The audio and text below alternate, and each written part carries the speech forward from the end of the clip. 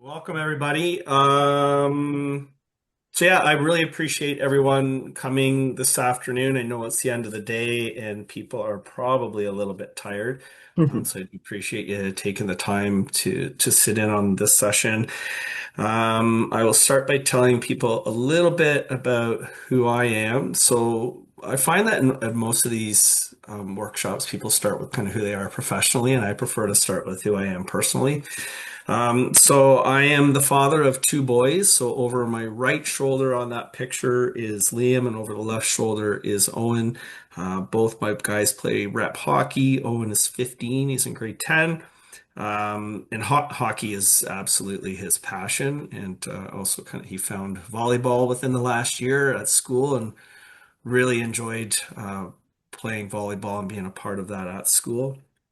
Liam's 13, he's in grade 8, hockey again, and also plays football. He is pretty independent and he kind of likes to do his own thing. He's always been the one that is, I'm doing this. If you want to play with me, that's fine. And if not, you can keep on keeping on because this is what I'm doing. So really, I've always appreciated his independence. This picture is from Jackson's Arm, Newfoundland. So that's my heritage is from Newfoundland.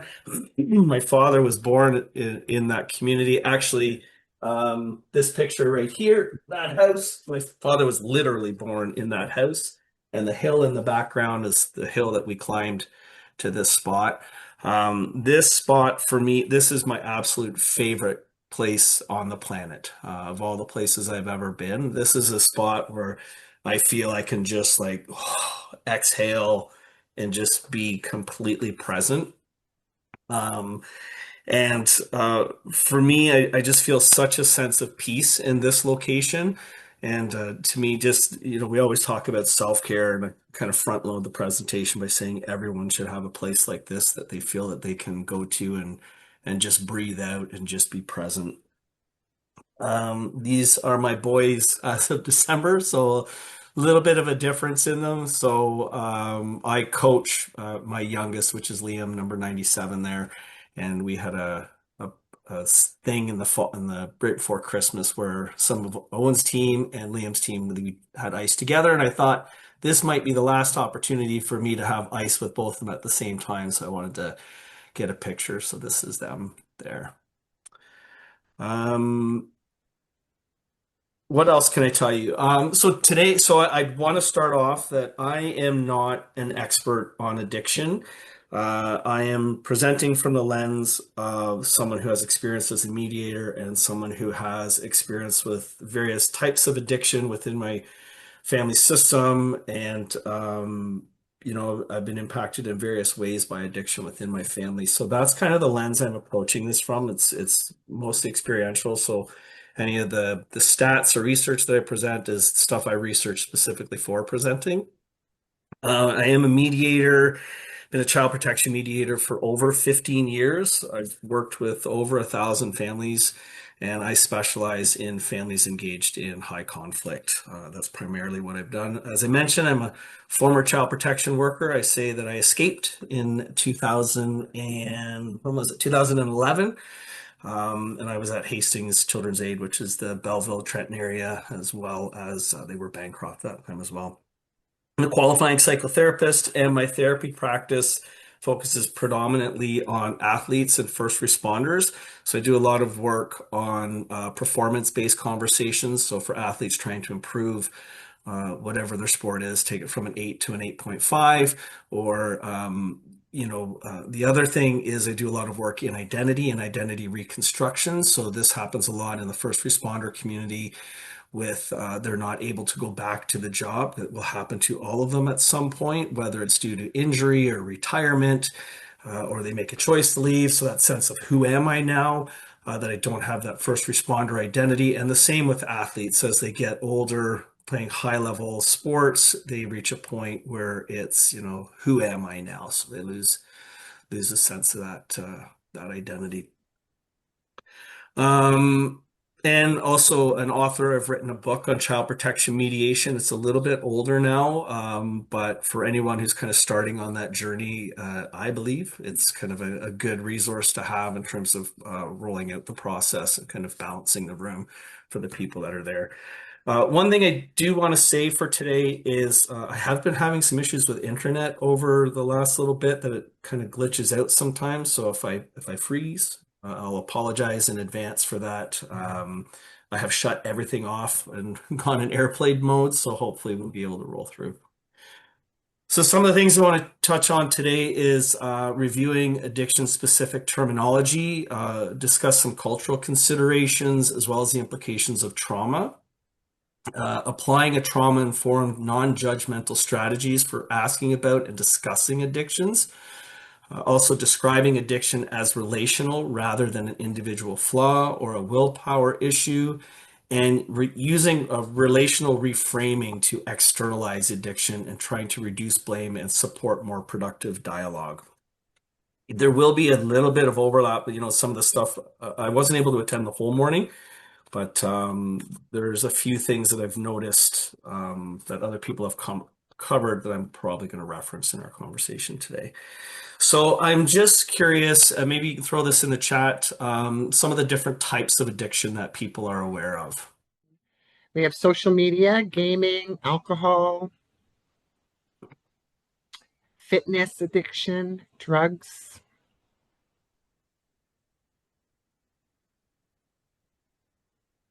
Pornography,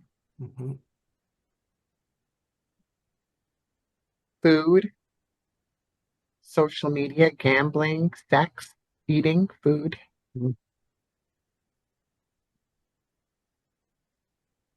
Right. Yeah, so I appreciate that people listed so many different types of addiction there. The one that we hear mostly about is substances, which is drugs and alcohol, and super common that people would mention that. But there's also some other addictions that people can have. So gambling, gaming, food, shopping, internet, exercise, and so on. So a lot of these fall under what's considered a behavioral addiction. When we talk about behavioral addictions, interestingly, is that gambling is the only behavioral addiction that is listed in the DSM-5.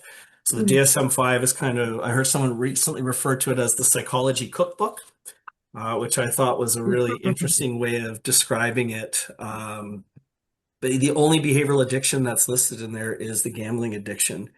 When we look at the International Classification of Diseases, which is what the World Health Organization references, it talks about gambling as well as gaming as behavioral addictions.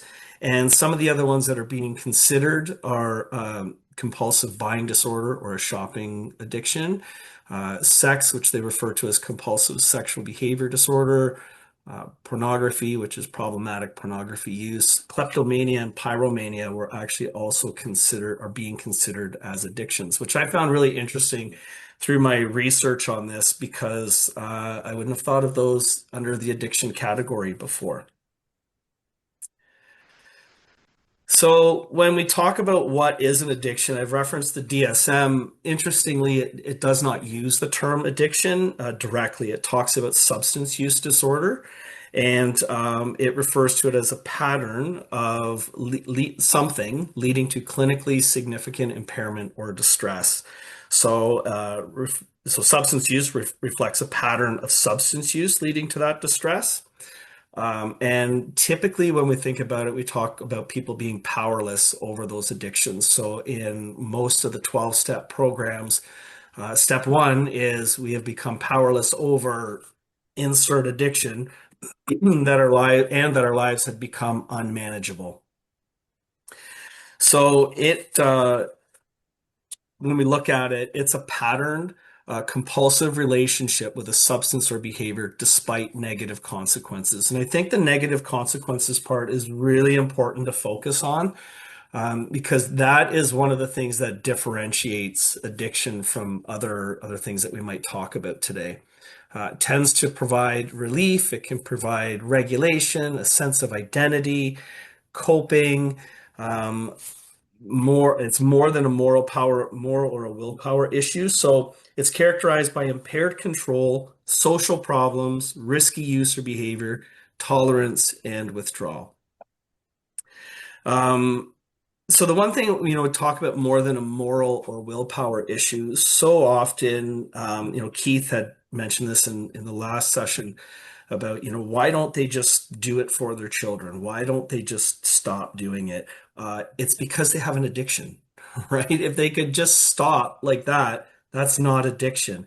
And it's important for us to remember in terms of our judgments and, talking about moral willpower issue that people don't choose to have an addiction, right? I don't wake up one day and say, oh, hey, I think I'm going to be addicted to crack cocaine. That sounds like a good idea. Or I'm going to be addicted to whatever the behavior is.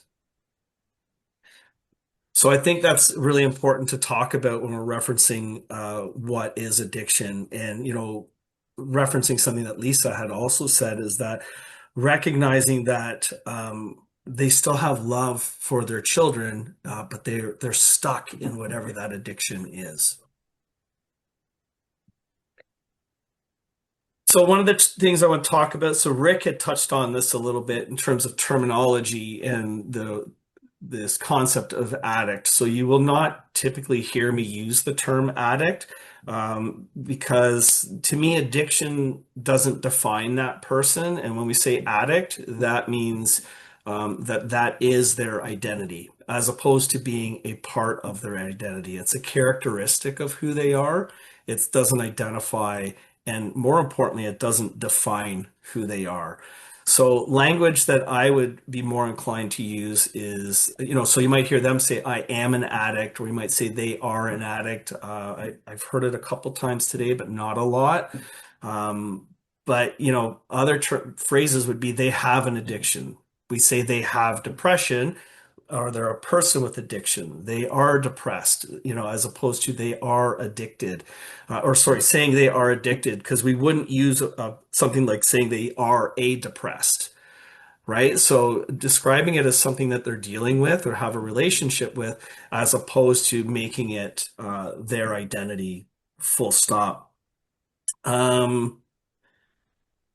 Yeah, and I think that this is a really important thing to talk about. I had a conversation.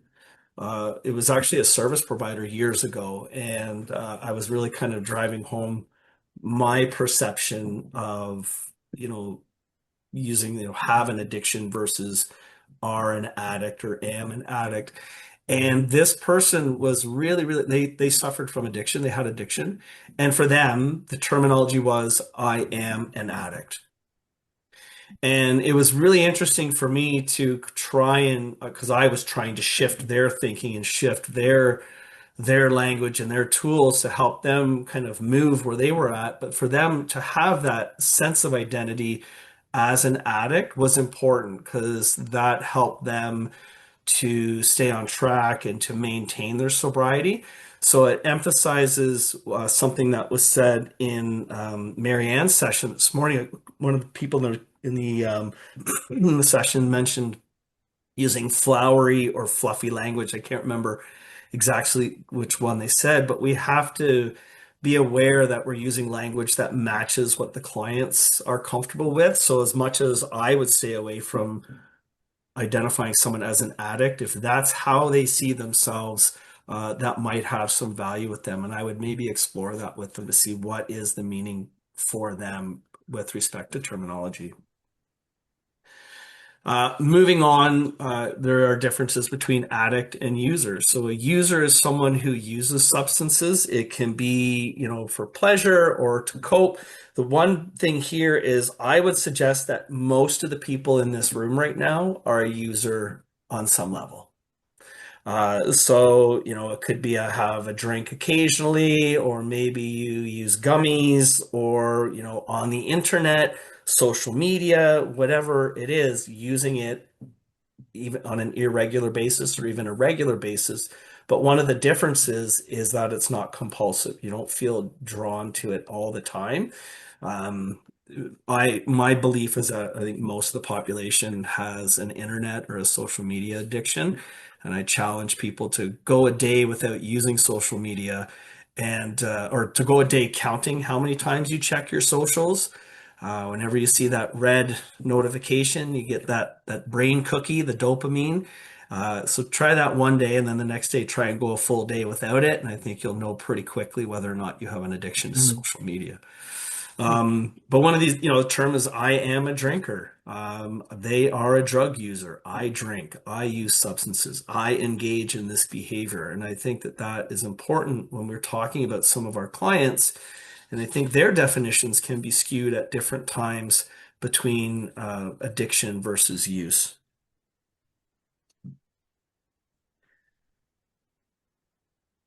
Now, dependency is an interesting one. So it can occur with addiction, but it can also operate separately from addiction. So addiction typically involves a sense of dependency, but dependency can happen without addiction. So it's a biological effect that can occur when a substance is taken for weeks, months, or years. So our body starts to develop a tolerance for the substance. We require more of that substance to get the same result. And when that substance is removed, then we tend to have withdrawal symptoms from that. So there is a physical adaptation needing more to achieve that substance. When we talk about addiction, it is typically characterized by the negative consequences with that. And also, there's a compulsive behavior that tends to be associated with it as well. So, some people will frame addiction from an obsessive compulsive disorder lens. So, the obsession is I feel stuck. I'm thinking about whatever the behavior is or whatever the substance is. And the compulsion is actually acting on that to get some relief. I'm not saying that that's right or wrong, but that is the way that some people will view addiction. When we go back to thinking the differences between dependency and addiction, I would say if someone's using heroin, neglects their children, homeless, engaging in unsafe behaviors to finance their use, we are likely to say that they have an addiction because there are some negative consequences associated with their use. The other side of that is if someone stops using heroin, they have regular and safe contact with their children, they have a steady job, they volunteer. So it's not having those negative consequences on their life anymore. And they might be in a treatment program, whether it's Suboxone or methadone. Would we still say that they have an addiction? And I think it's important for us to differentiate that when we're talking to people because that goes back to that whole identity piece and that sense that they can have with respect to change and their progress and their growth. And I would suggest that person has a dependency because of that physical connection. And that's why they're still on the Suboxone or the methadone, but aren't engaging in those unsafe behaviors to kind of fuel that the dependency. In the room, are there any examples that you can think of that might qualify as dependency but not addiction?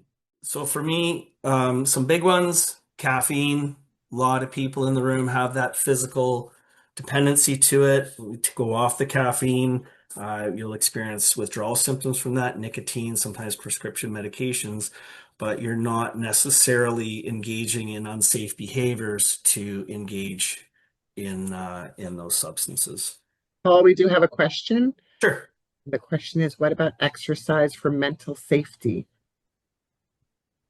Can Matilda, and maybe if you can Yeah, if you want unmic to yourself expand. and just give us a little expansion on that. Yeah. Hi. Great. So I ask about exercise, more as a dependency. I know for myself, if I'm not working out, my mental health declines. I don't think it's an addiction.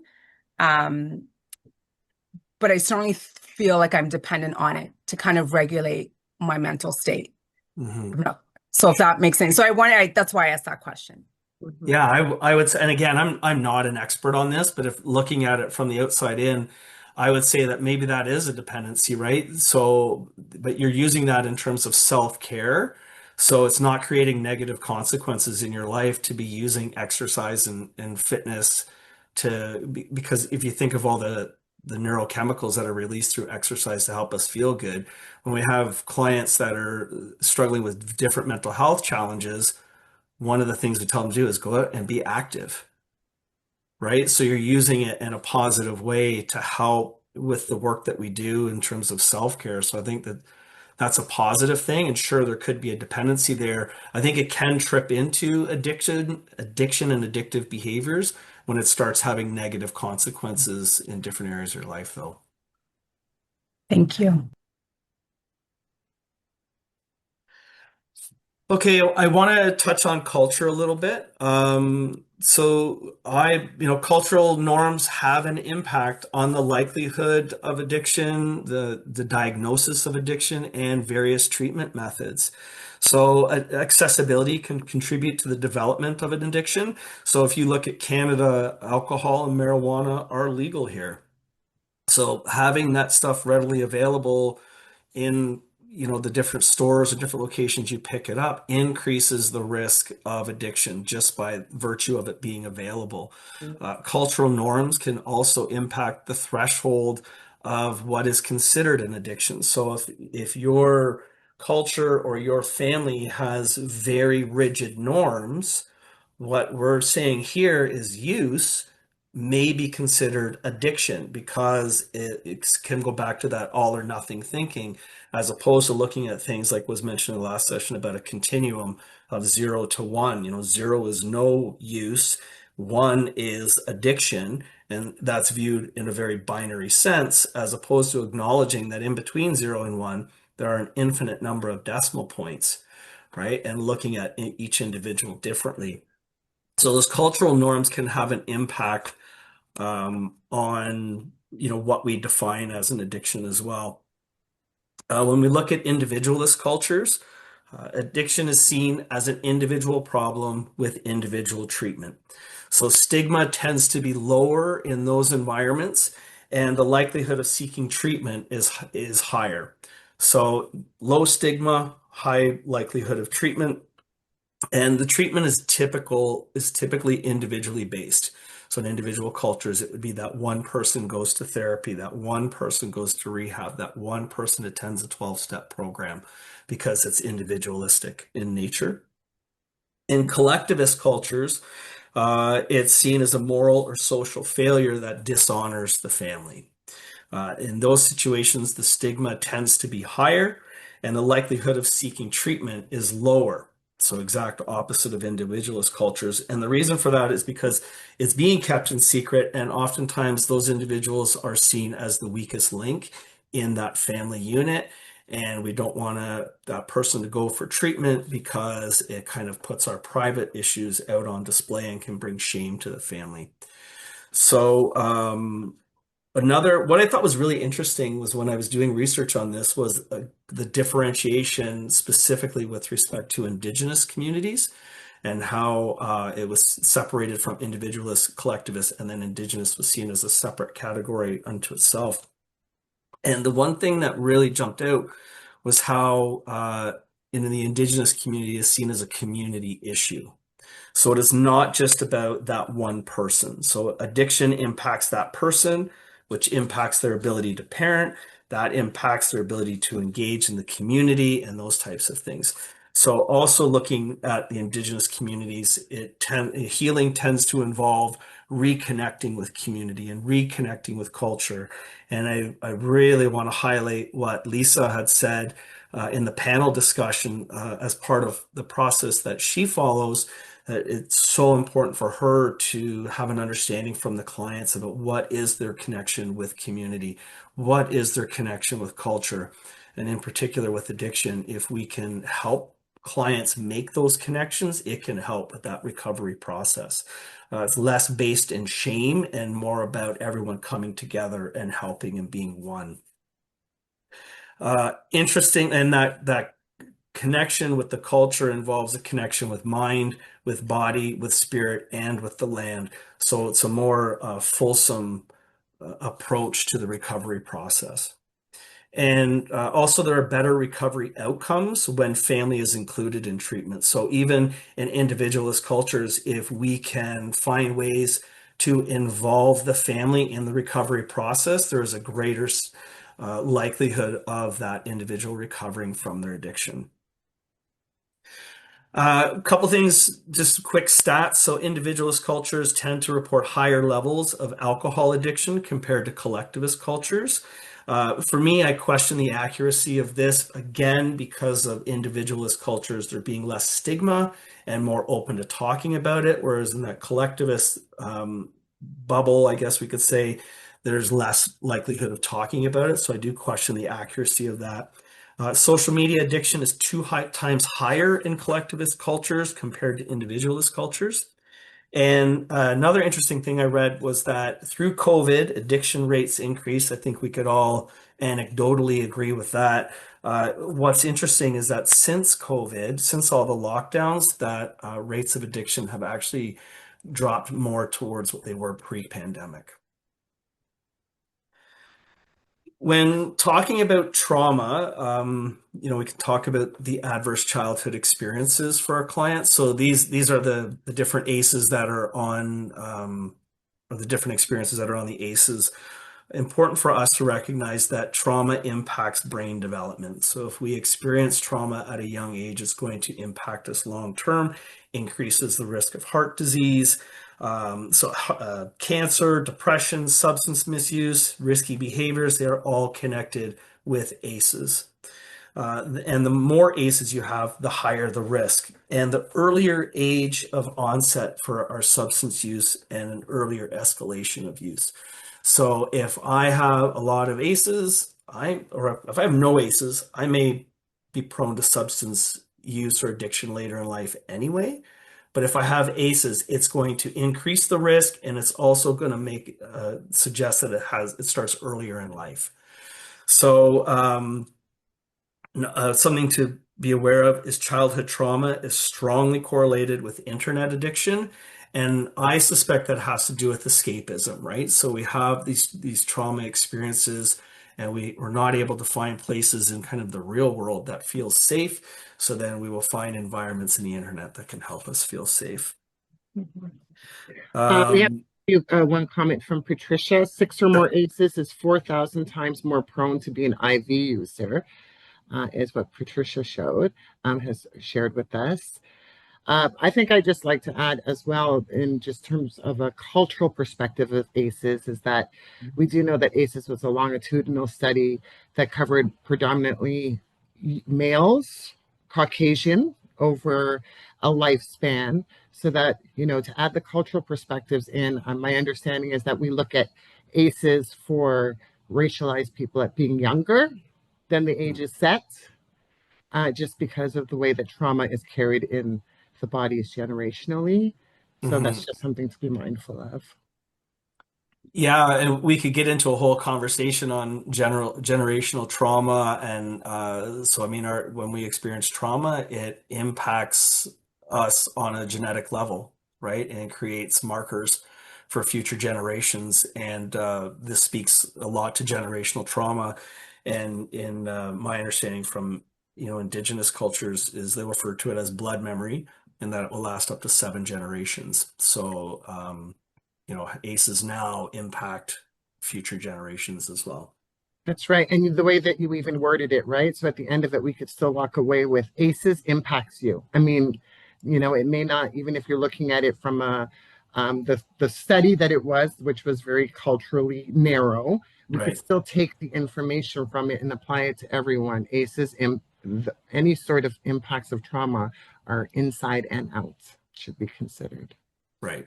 Just a couple of the other things I wanted to touch on. So emotional and physical abuse. So if we're talking about childhood traumatic experiences, significant and positive associations with love addiction.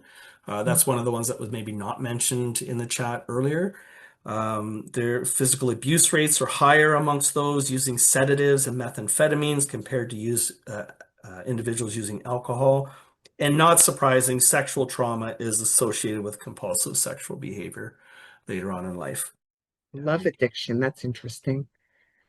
Do you think is correlated with the escapism and the isolation that one experiences? When you mention that, it actually makes me think of a new community that's coming up that's quite prevalent, which is the incel community.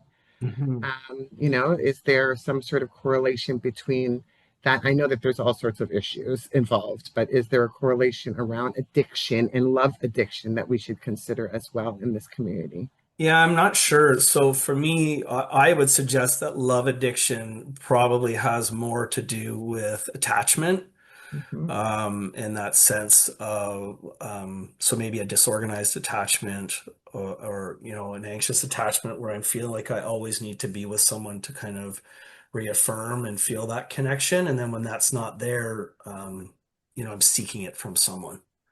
So Mhm. that would be my suggestion is it's more connected to attachment, Right. but I So can't then say there's with a certainty. trauma history or some sort that needs to be considered Mhm. again. And trauma impacts attachment. So people that experience childhood trauma are more likely to have a disorganized attachment. Correct. So, talking about family systems theory, which is kind of tying into the title of today, it views the family as an interconnected emotional unit. So when we're dealing with our clients, seeing them as part of a family system, so not just that one person in isolation. It is seeing them as who they are within that family system, that family group, as a cousin, as an uncle, as a mother, as a child, as a grandchild, whatever that might be. So the understanding that everyone in that unit is interconnected and that each person, their behaviors and their actions affect the entire family system and impact the whole group. So focusing on the patterns, the roles, the emotional interdependence within them. And one thing that I wanted to kind of touch on is those terms interconnected and interdependence. So interconnected is being linked or related. You can still kind of function independently as Paul the individual, but interdependence is Paul within that family system. So it's a part of interconnectedness and it is a reciprocal reliance, right? So there is a connection between, so if I look at even Onika, us being connected through York Hills, there's an interdependence because it's reciprocal. I rely on her for some things, and she relies on me for some things. And it's a bit of a give and take, and we influence each other in terms of that relationship, and it's not one-sided. So really important in terms of that family systems dynamic, looking at people as part of a whole and not simply as individuals. When we look at the relational approach, so this is from more of a psychotherapeutic lens.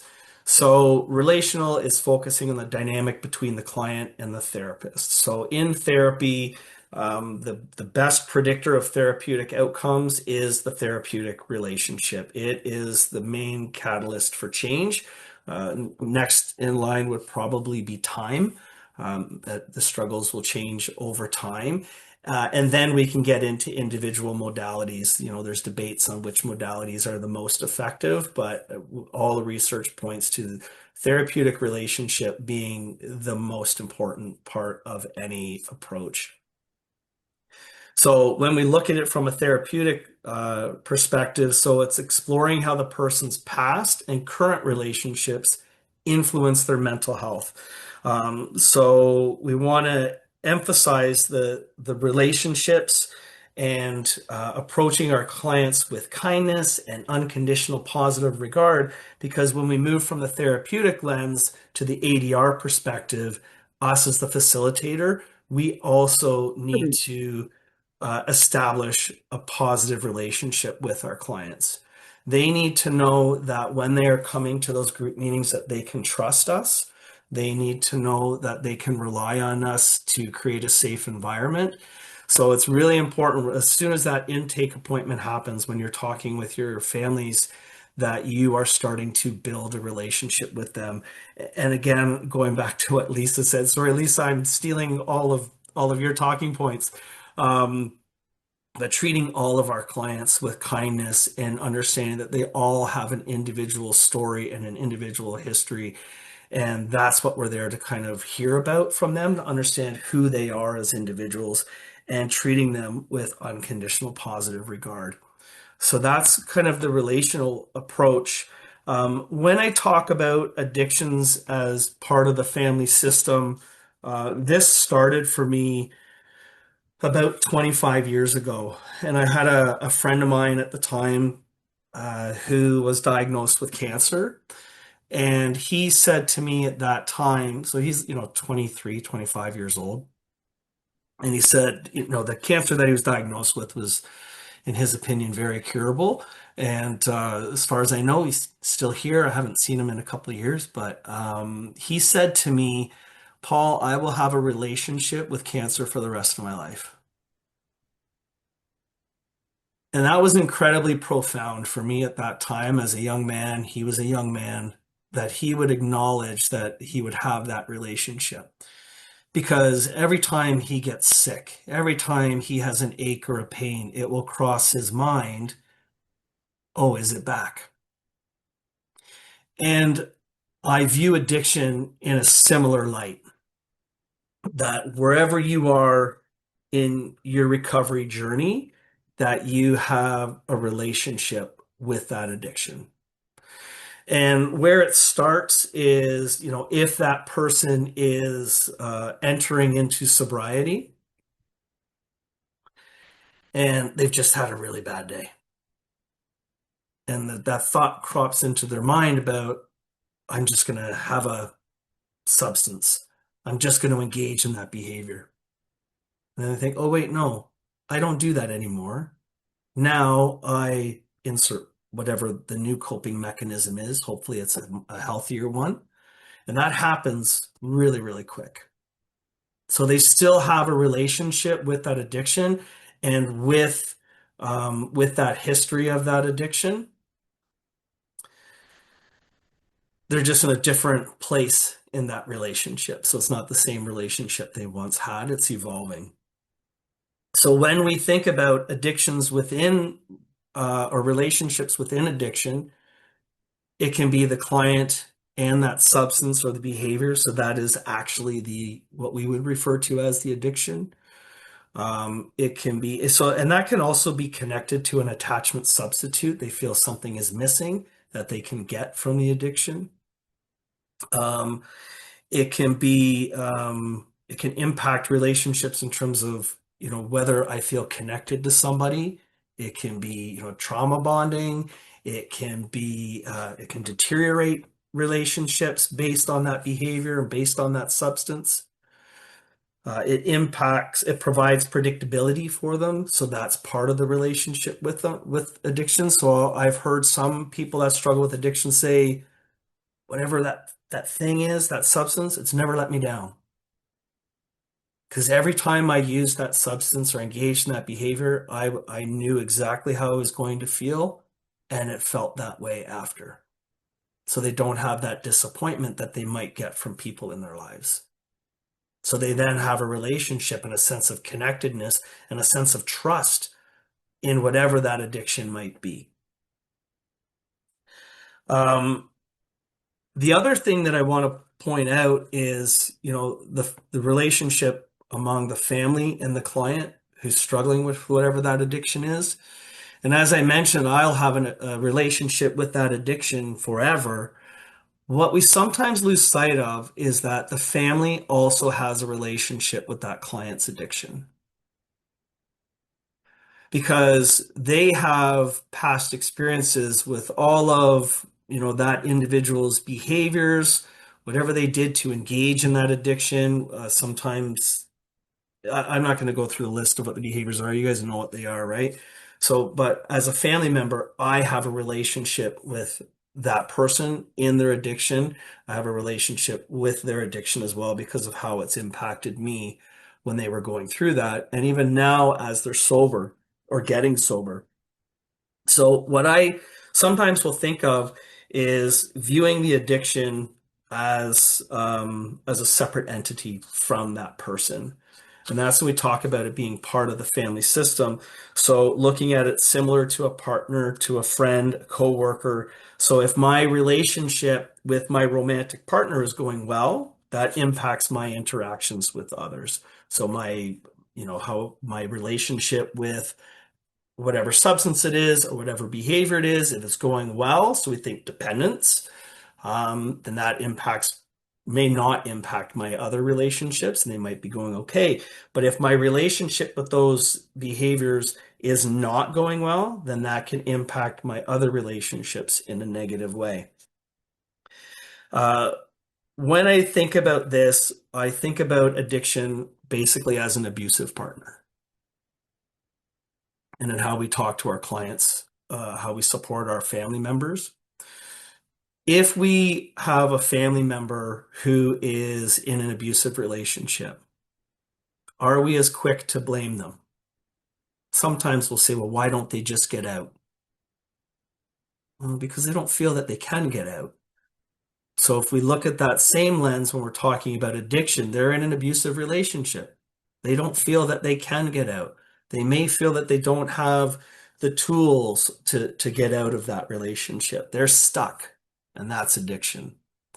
So once we start to shift our lens and how we look at it, if we look at it from an abusive partner, we tend to have less blame on the people that we're working with. And this is something that I talk about with families when I'm doing a joint mediation session. At the beginning of the session, if I'm aware that there's addiction in the family, I will discuss it from this lens.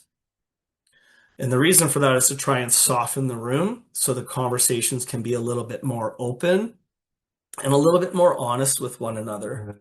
And I like to highlight when I talk about the family having a relationship with that client's addiction. So one of the things I talk about is when a family member says to you, hey, you're really acting strange right now. Are you using again? Are you doing the behavior again? Oftentimes that person who has struggled with addiction is quick to become kind of explosive and they react. And the reason that that happens is because with addiction, there tends to be a ton of shame and a ton of guilt associated with our behaviors when we were actively engaged in that addiction. And sometimes if we're into recovery, there might also be some denial of where I am in that recovery journey. So that tends to kind of create some big emotions for people and they become very reactive. I like to make sure I clarify with people the differences between shame and guilt. So shame is I am a bad person, and guilt is I did bad things. And there's a difference in those, right? So shame links into identity again in a negative way. Guilt, I did bad things. Shame, not a helpful emotion. Guilt can be a helpful emotion. Recognizing that I had negative behaviors in the past can help motivate me to make change in my life. So and oftentimes when I'm talking to clients about this, you just see them nodding. The person that struggled with addiction, you see them, yes, I did some bad things and I feel like crap about it. And when you ask me if I'm using now, even though I'm not, it activates me and takes me back to those heavy feelings. So that's when they react that way. And then what I try to do also is remind them that the person who is asking that question is acting out of care, acting out of compassion, and acting out of curiosity. Because of their experiences, they also default, oh, they must be using again. Paul was really yelly today. His addiction must be back in full swing. When it could be, I just had a really bad day. So the people around us also default to those attitudes, those thoughts, and those behaviors and those emotions. So then when I react, so we get into this loop. So it's important before we're having this conversation in the group meeting to remind them of all of the emotions that are connected to that addiction. I'm the one who's had the addiction, has the relationship directly with it. I have a lot of guilt and a lot of shame. So when you ask me, it brings that to the surface and I'm very emotional. The other person says, well, when I ask that, it's actually because I care about you and I'm worried. And I want to make sure that you're okay. And I want to make sure that the children are okay.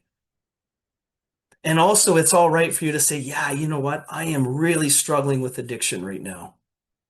I'm back using, or I'm really tempted. I'm struggling. I haven't done anything yet, but it's right here. I'm ready to go.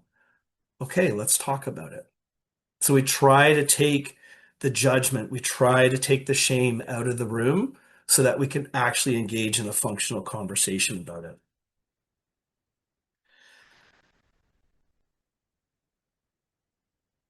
So I've already kind of touched on this, right? Behavior patterns based on the assumptions of that person being actively engaged in their addiction again, the guilt, the shame, and approaching from a place of love and compassion and curiosity, right? So trying to remind families to be curious. And what I find is once I address this at the beginning of the joint mediation session, I do find that conversations about it do soften in the future part of that meeting. And but they're still talking about it. They're still addressing it. People are not avoiding it. They're not ignoring it, pretending it's not there, but understanding it from a different lens means that, if Onika is worried about me, she's going to ask some questions. And my hope is that I can pause for a second, respect where she's coming from to ask that question, and then we have a conversation. So strategies that I like to use begins during intakes. As we mentioned, that therapeutic relationship is the most important thing. And I believe that carries over into mediation, into family group, into Indigenous approaches. Whatever we're doing, we have to have a strong therapeutic relationship with our clients because they, again, trust. They have to know that they can trust to open up to us. When I think of my intakes, I'm asking a lot of really important questions because it's going to help me prepare for the meeting, right? So I ask every single client I meet with, well, don't be absolute and it's not all or nothing, right? I ask the majority of my clients, are there any concerns of addictions in the family? And then I will say sex, drugs, alcohol, gambling, gaming, pornography, shopping, social media. I will rhyme off a bunch because oftentimes we default to substances. And they'll say, oh, no, no, no. And then I come out with some of the behavioral addictions and they're like, oh, yeah, maybe that one. And we talk about it. And I let them know that I'm asking because if there are concerns for addictions, same as concerns for mental health, and I would say addiction falls under the mental health umbrella, it will come up in the group meeting. Without a doubt, it will come up almost every time. So it helps you to prepare for how are you going to manage those conversations when they do come up. Do you do it like I will try to do a teaching at the beginning of the joint mediation session to just bring it into the room. Let's have the conversation.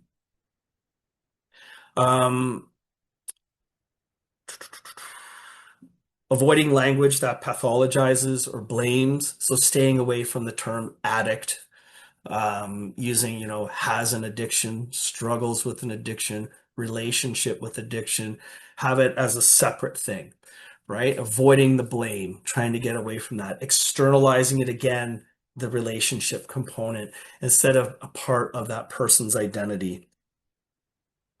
Be realistic and honest with our clients. So I think this really comes in when people are on the journey of sobriety because I'm never going to use again. I'm done with that forever. So I would ask them questions. What's different this time? To see if there truly are some differences in terms of behaviors and realizations, recognizing that relapse and slips are a part of recovery. That doesn't give clients permission to have a slip or a recovery, or sorry, a slip or a relapse, but acknowledging that it is possible. Say, look, you've had a slip in the past. You may have a slip in the future. It could happen. So maybe we need to have a conversation about what that looks like. Reinforcing the strengths behind slip. The only way that I can have a slip or a relapse is if I have had a period of sobriety before that. And we lose sight of that so often when we're talking with families that have had addiction in their life. We focus on the relapse. We focus on the slip and lose sight of the fact that maybe they were sober for 2 weeks or 2 years before that. So shifting our lens away from the blame and focusing on, being strengths-based and trying to pull them out of that and helping them pull themselves out. Reminding the group, the person who struggled with addiction, that they didn't choose to get there in the first place. So they're not going to choose to be addicted in the future or to actively engage, be actively kind of hooked into that behavior or substance again. If they're in a period of sobriety, they've made a decision that this is not helpful and this is not healthy for me, and I would like to make change. They didn't choose to be addicted in the first place. They're not going to choose to be addicted in the future, but it could happen. And we need to talk about what that might look like for them. Some strategies that you can use in your group meetings, whatever that might be. Some might be a green light, yellow light, red light. This is one that I got from Carolyn McAlpine, I don't know, 15 years ago. So green light, okay, this is the plan right now. While everything is going great, you have your addiction under control. You're nice and stable with whatever is happening in your life. That is green light. All right, now let's talk about yellow light, because it's possible. You're struggling. Maybe you've had a slip. Maybe you're considering using or that behavior again. You're starting to struggle. Okay, what are the indicators that that's happening? Are there behaviors that other people are seeing? Are there behaviors that you notice? Okay, let's talk about what those are. Now let's plan for what's going to happen in the family when those indicators are there. How are we going to have that conversation? How are we going to plan for the children when that situation happens? Then we go to red light. Red light is full blown. In this situation, it might be a relapse. Okay, these are the signs and symptoms. This is the planning. This is how we're going to have the conversation. This is what's going to happen with the children. And break it down in a tiered way. So again, we're not absolute. We're not binary that I am sober, I am actively using. Understanding that there is a continuum and how are we going to deal with some of those different steps along the way. So I find that can be really helpful for families. Another one that I use, and I actually do this at the beginning of the first joint mediation session I have with every family. Private practice, I do it with child welfare mediation, and it's a teaching that I call Focus on Forward. And I think we have time, so I'm just going to do the teaching as I do it. I talk about, so I want everyone in the room to imagine a large group of people. And that group of people is going to have a race. And it can be any kind of race that you want it to be. It can be a running race, bicycle race, motorcycle, wheelchair, swimming, car. I don't care. This is your race. And half of that group is going to focus on forward. That group is going to be looking ahead to the future, to that finish line. They will finish their race. They're going to finish it in good time, and it's overall going to be a good day for them. The other half of the group is going to do their race like this, looking behind them, looking at the past the entire time. Now, we can all think of times when we've been walking, looking behind us. We're driving, we look behind us, and we pull the wheel. We're all over. So that group may or may not finish the race. But if they do, it's going to be significantly slower. They're likely to wipe out. They're likely to hurt themselves, and they are likely to hurt other people. So when we have our race, we will focus on forward and how to do things differently. And we know we need to do things differently because we're here. If you had it all figured out, you wouldn't be mediation, family group, IADR. You'd have it all figured out, but we're here, so we know we need to do things differently. I'll then also share with them it's like driving in a car. And I'm adapting this one because I got some extra ideas from Nicole. But when we're driving in a car, where do we look most of the time? We're looking through that windshield. That's the future. That's where we're going. We also need to be looking through our side windows and our side mirrors. That tells us what's happening right now. I'm going through an intersection. I look left, I look right, keep going, looking through the windshield. I need to know what's around me in the present. And occasionally I'm driving and I look in that rearview mirror because that's my past and it informs where I am now. It's also telling me if there's any risks coming up from my past. But if I'm driving and I'm constantly staring in that rearview mirror, what's going to happen? I'm going to crash. So again, thinking about what we're doing, our journey in the meeting, as we're working with families struggling with addiction, we are looking through that windshield. We are focused on forward and on doing things differently. And remind them that when they get to that finish line, it is a marathon. It is not a sprint. It takes time and it takes a lot of hard work. But when you reach that finish line, it is peace.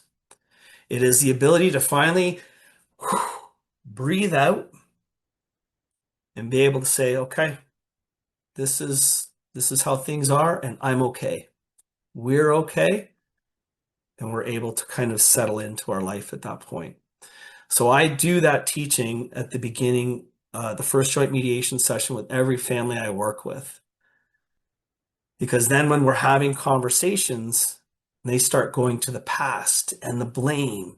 We can say, no, we're going to glance at the past. Oh, that was a cool experience. Let's bring it forward. Let's see if there's a way we can make that happen again. Ooh, that wasn't a good experience, but there are lessons in that experience. Lessons to pull forward so we don't repeat mistakes. So we will glance, but we're not going to stay there. And it helps keep families focused on how to do things differently instead of being stuck in those ruts from the past.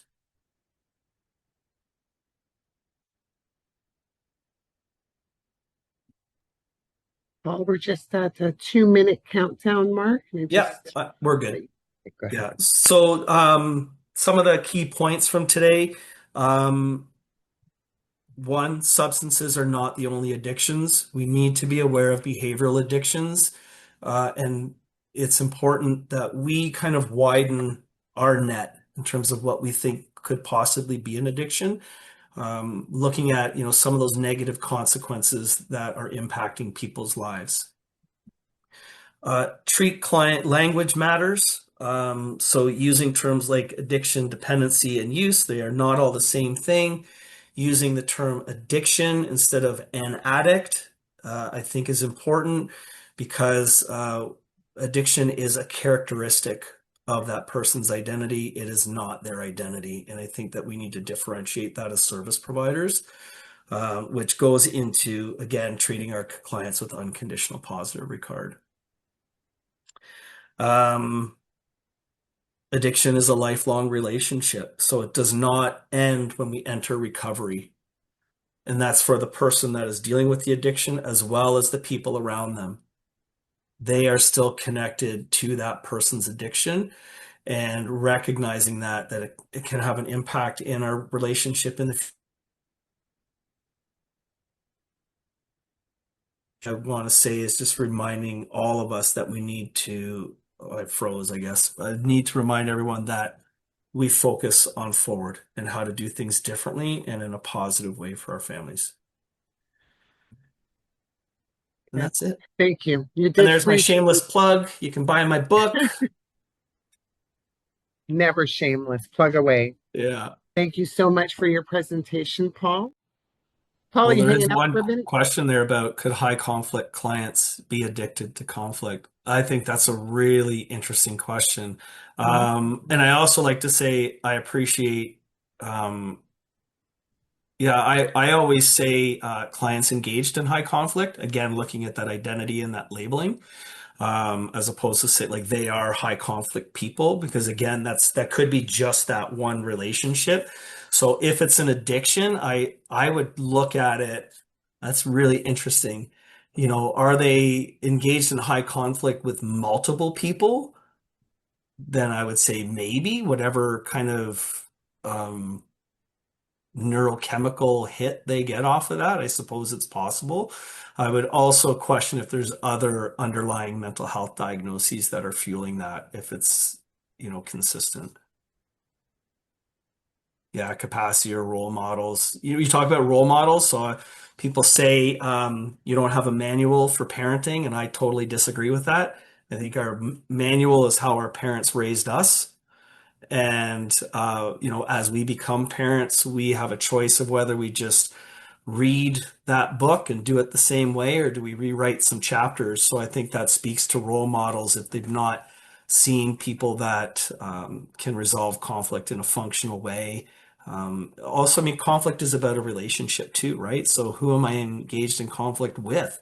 If it's just that one person, well, it could be mostly the other person.